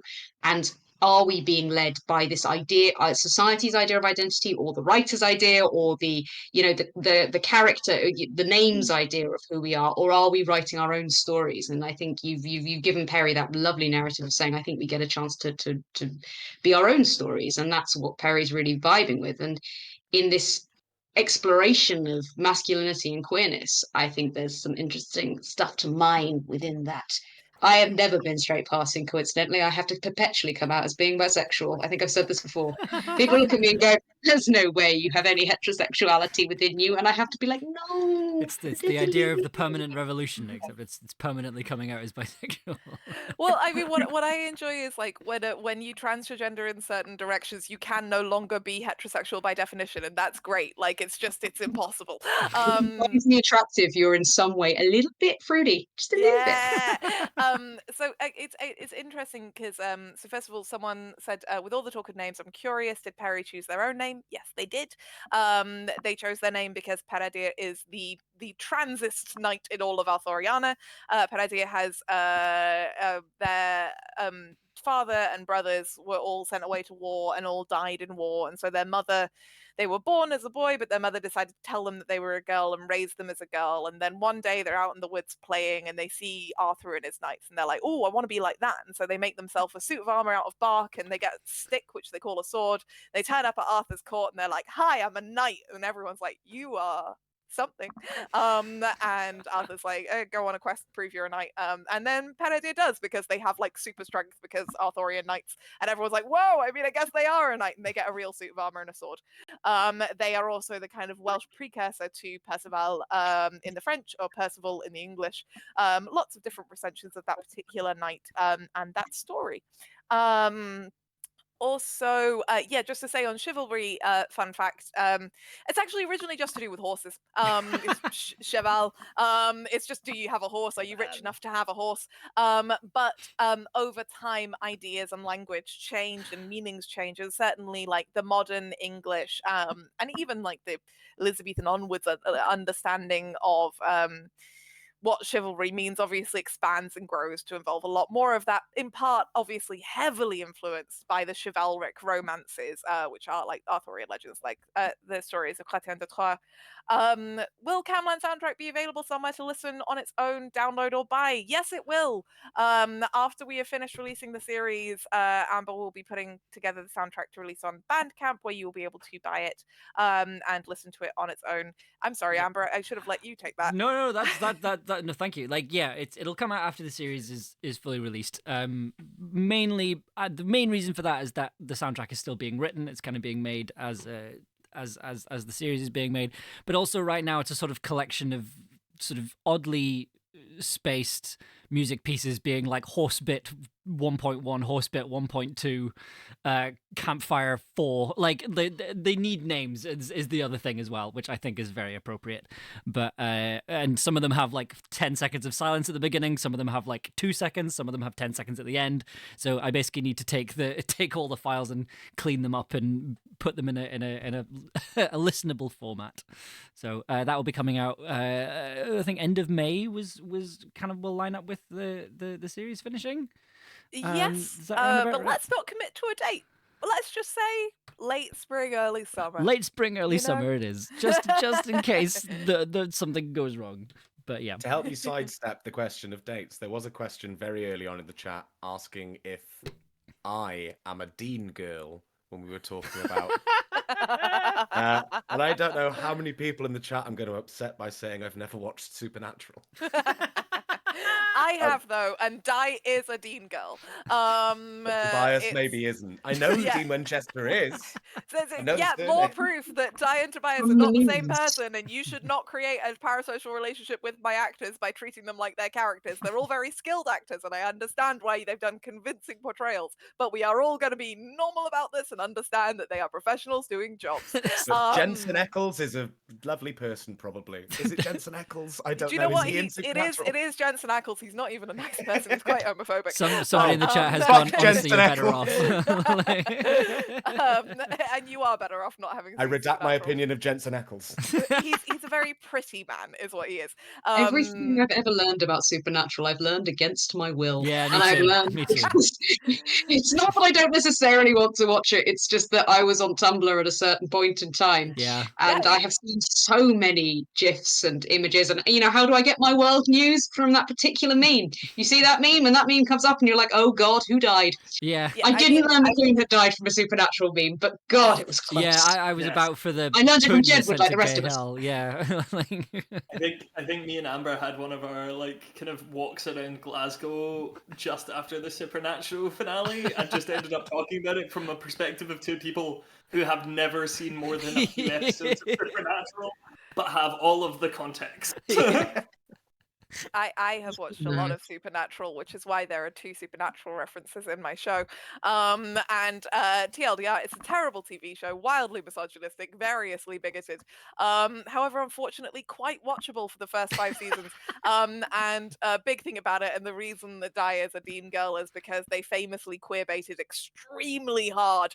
So hard that Misha Collins is the only person who's ever had to redact his queer-baiting in real life. He had to, like, undo coming out of the closet because someone said to him, are you bisexual? And he said yes, and then that became national news, and then he had to go and be like, I'm really sorry everyone, I accidentally said I was bisexual. Because he was so used to queer baiting that he just said it because he was so used to doing that with his co-star Jensen Ackles, famously homophobic. Anyway, it's hilarious. Jensen Ackles didn't make a lot more sense. Do you know what was so funny as well was like the Supernatural ended after however many torturous years. I did fall off it in the end because Christ on a bike, it was bad. But like they finally confirmed their queer baiting by having Castiel, who's the male angel who's in love with Dean, say that he was in love with Dean, and then immediately get sent to super hell. It is explicitly called super hell for saying that he was in love with a man, and then the man he's saying it to doesn't respond, and that's the end of the fucking show. Like, it's wildly homophobic and ridiculous show. I know nothing about Supernatural. I'm so happy it's called Super Hell. It's called super hell. It's hilarious. He gets like swallowed up by like black goo.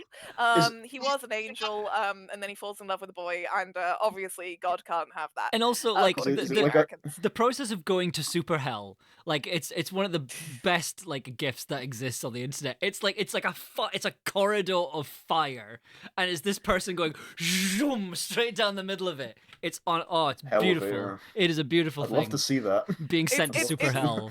It's awful, but yeah, for people of a certain generation, a certain level of onlineness, which Di definitely is, it was like it is this very compelling and like upsetting, like sadly Jensen Ackles, despite his best wishes, this is what's so funny about it, Jensen Ackles, despite his best wishes, portrays a really, really moving story of a closeted bi man falling in love. But he hates that. He hates that he's doing it. And I don't know how his hate of this fact translates into a genuinely good performance, but it does. He can't not act gay. Yeah, it becomes this like really moving love story about this angel who saves this man from hell, and then they kind of, their souls are entwined, and everyone's saying that like they're fated to be together, but they never will. And I would just love the melodrama of it. But Palomedes, I'm sorry, Lou, no, we have very specific knights and Arthurian stuff, and Palomedes is not in Camlann yet.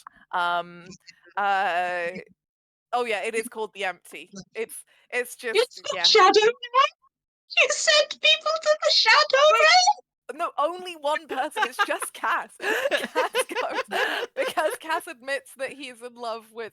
Yeah, like Corvid Castle is right. They tried to make Dean so hyper masculine that it reads as a closeted guy trying too hard. Especially because they also want him to look like a pretty boy that like they think will sell to their audience. He's like a man who's like very carefully groomed with makeup, wearing very tight jeans, whilst being like, no, I'm a real man, I'm telling you, I feel nothing about him, he's just really important to me.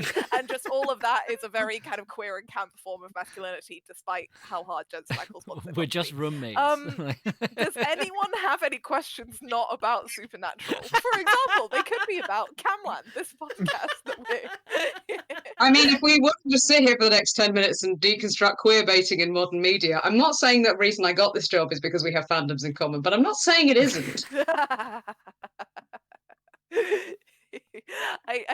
and I'm not saying. I swear to God, Ross, stop posting in the chat. Like, I will ban you. Everyone else knows it's me, Amber. Come on. I can see you Who's this? typing. G11 flow. I like it when we make Amber giggle so much they just kind of temporarily lose it. Um, wait, there was something that I no. Queer baiting. I mean, I The love reason you wrote. talking about my opinions. Oh yeah, like I mean, I'm not saying that like one of the reasons that I started writing Camlann was I was very frustrated with BBC Merlin for a bunch of different reasons.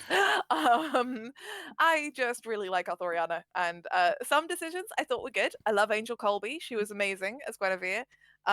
Some decisions I thought were less good, like all of the centrism, which was bad. But you know. But have you considered that maybe the people experiencing genocide in Merlin were also bad? But I mean, no, but not even. We can't even like. Hey, listen, we're so far But it past gave it. us Kate and McGrath, and we're all grateful. So moving. Casey McGrath is very pretty. This is true. She's. I'm sorry. Now I'm just thinking about cool people. Does anyone have anything they want to add in these last 11 minutes? Come on, guys, help us. We're nearly there. We're so close to the end. Well, we've managed to go Did most. we go over Angharad's object work in the recording of this episode? We haven't talked about the bath. We've not talked about Anna in the bath. No. Oh. Oh, yeah. We've not talked about the episode at all, really. Like, we went Kelpies to accents, I think. That's relevant. I haven't they're heard both the in the episode. mechanisms High Noon over Camelot in answer to the chat, partly because I am good friends with a few members of that band, and honestly at this point it feels kind of weird to listen to all of their music, and I know that I would be weirdly obsessed, but I do love that there's Transmordred. The thing that I really love about High Noon over Camelot, because my partner has listened to it and told me about it, is that Arthur, Guinevere, and Lancelot are polyamorous, and Arthur has a line where I think he says to Lancelot and Guinevere, Guinevere, you are my sun, and Lancelot, you are my stars, or it's something like that. It's like sun, moon, and stars, and each of them is each, and that's really lovely. Meadowsweet and Magic wanted to know what the best and worst moments of recording this episode was. Does anyone have any thoughts about a best moment or a worst moment of recording this episode? We've got like the worst moment for me was during the Foley process, but we can talk about that maybe later if anyone else has a story first. Nope, we're going to tell the bath story. All right, okay. So, you may notice in the sound design for this episode, it's very water based.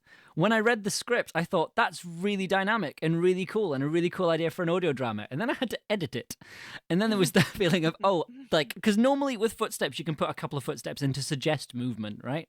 And also the great thing about this production was that the actors were moving around, which was marvelous. So it meant that a lot of the time I didn't have to do that because it was obvious that they were moving around from their actions and things.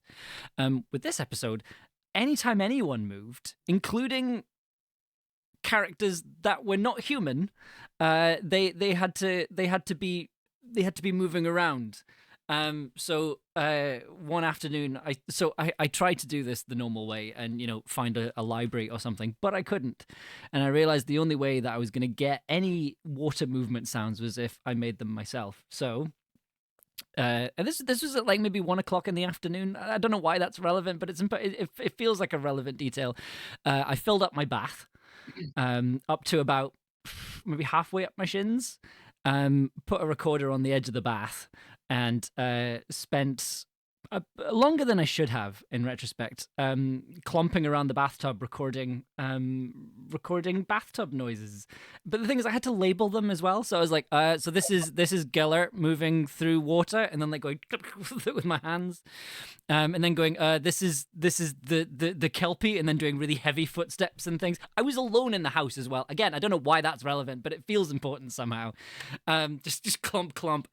And then just gradually having a slight existential meltdown as the recording went on. I think I ended up sending it to the cast and crew as like, just here's something to cheer you up today. Oh, it's one of my favorite things. It's wonderful. So anytime you hear anyone moving through water in, I'm going to say the whole series. I don't know if I'll use them again, but just in anything that I've made from now on, I guess I'm going to reuse it. I've got the recording now.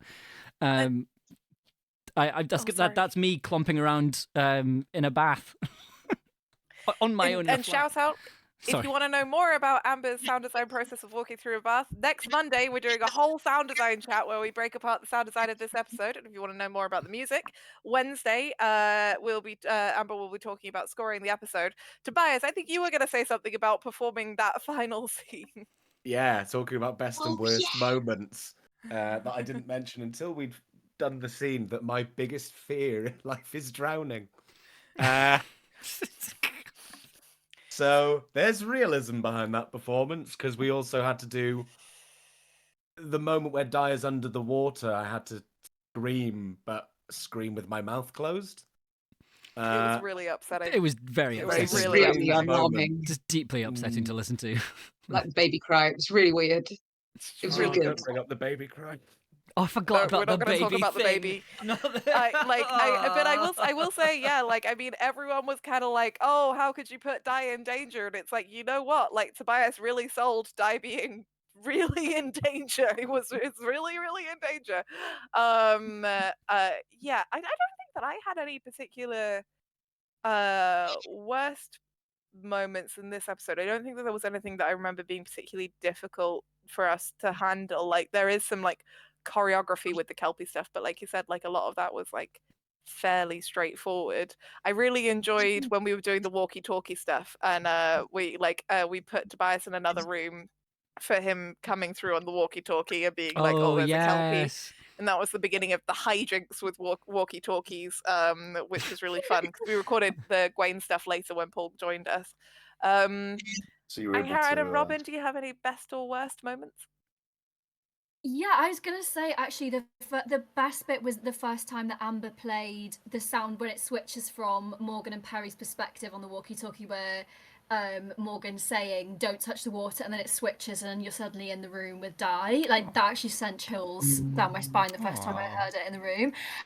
And then I think the worst bit, like, it was so hard doing the scene with Di because it's so high stakes emotionally, like trying to connect to that performance, but also doing all of the technical stuff where you're like pretending to move but not moving too loudly, and because I was still in the habit of like stamping when I shouldn't have been stamping, and like trying not to make my script really loud and stuff.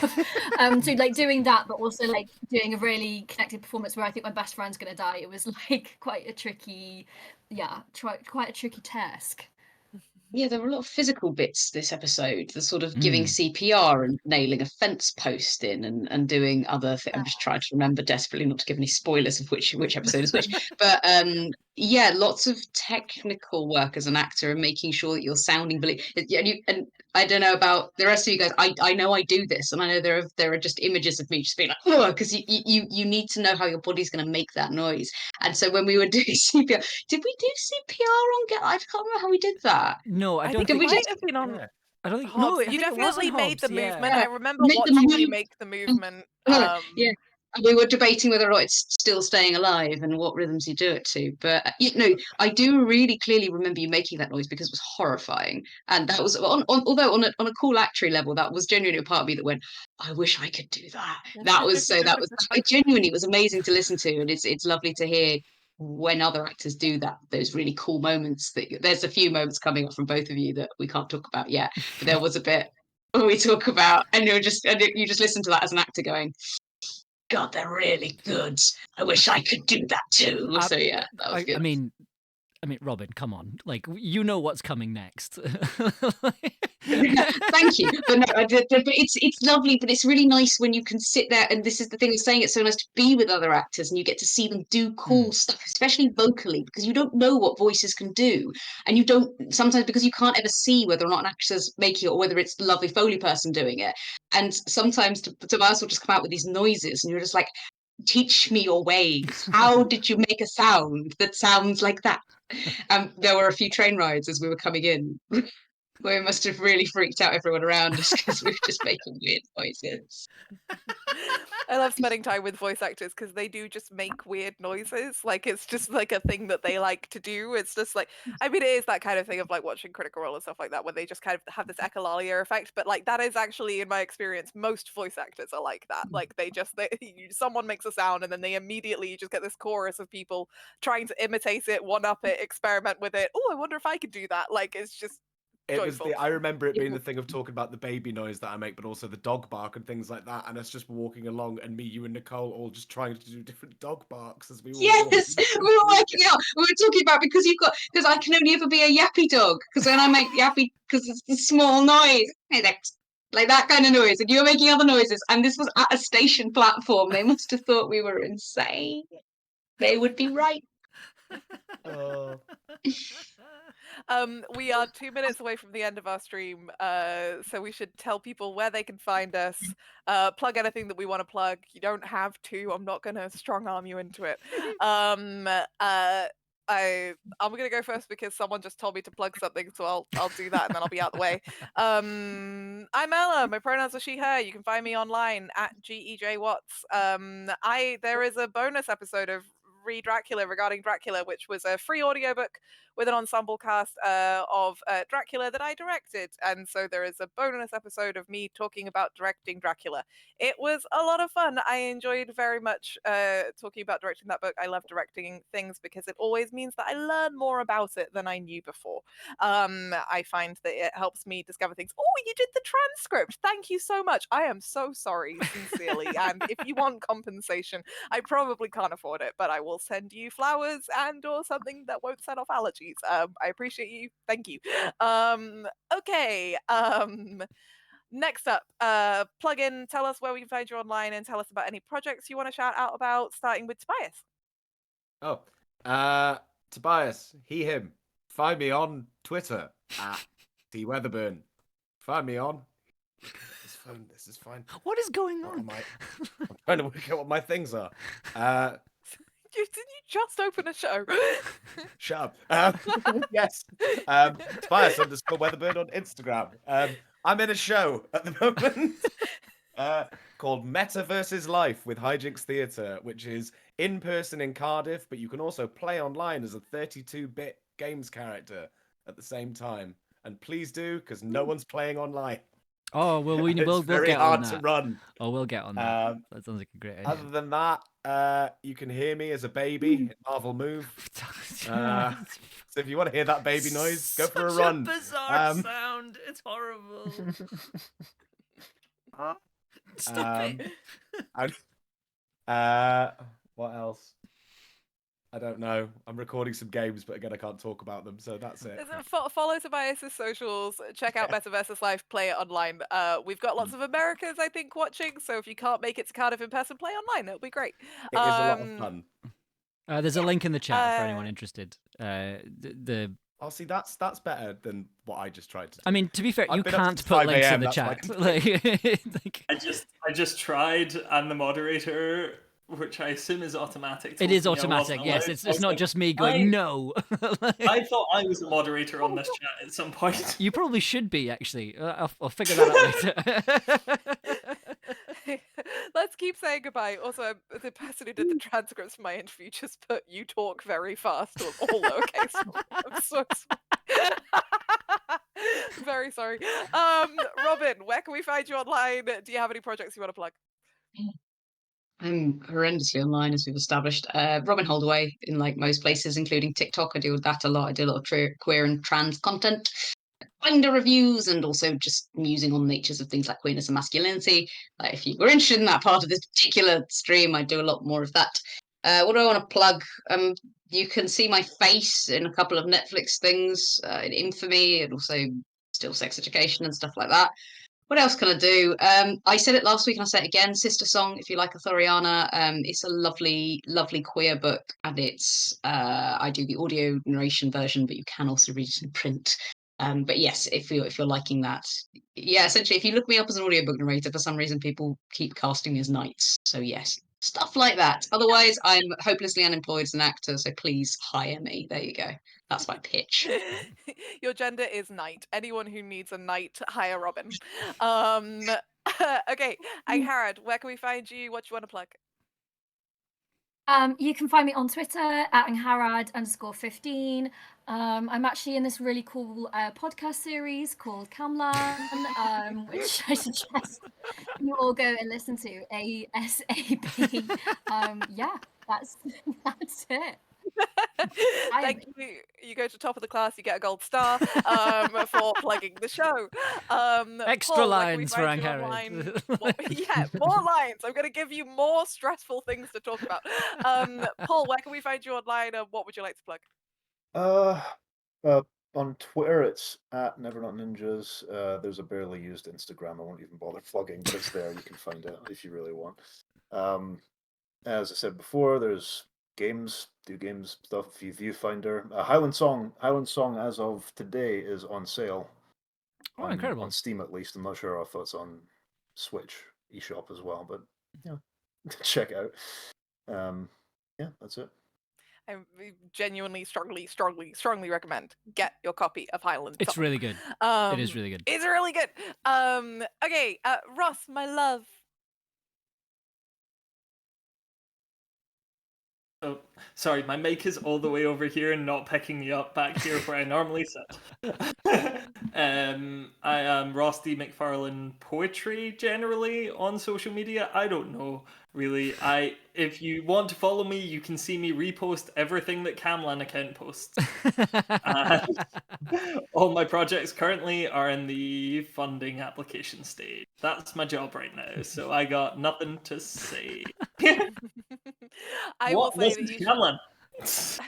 Check out Camlann, but also check out Ross's show Folklore. It's gorgeous, it's queer, it's all about horror and identity and culture and community. It's beautiful. All right, I think I've satisfied my inner desire to be bossy that was developed in me from a young age by being an elder sibling. Amber, do you want control of your stream back? No, take it. It's yours. All right, cool. Well, thank you very much for watching. We'll be back on Wednesday talking about the music for Camlann. We'll be taking apart the episode, the music specifically for this episode. It's really exciting. There's some really good fun music in this episode that I'm really proud of. And then the week after that, we'll be taking apart the episode, the sound design. So if you want to know how we made those delightful horse sounds, how you make a wet horse sound, and also the horrifying sounds you hear at the beginning of the episode, then you can get those this time next week. And then after that, we'll be doing another one of these whenever an episode comes out. So when episode 3 comes out in 2 weeks' time, which is going to be a date, I believe it's the 12th of February. Have I got that right? No idea. I think it's the 12th because I've got a thing coming out on the 13th on Radio 4. Haha, subtle plug.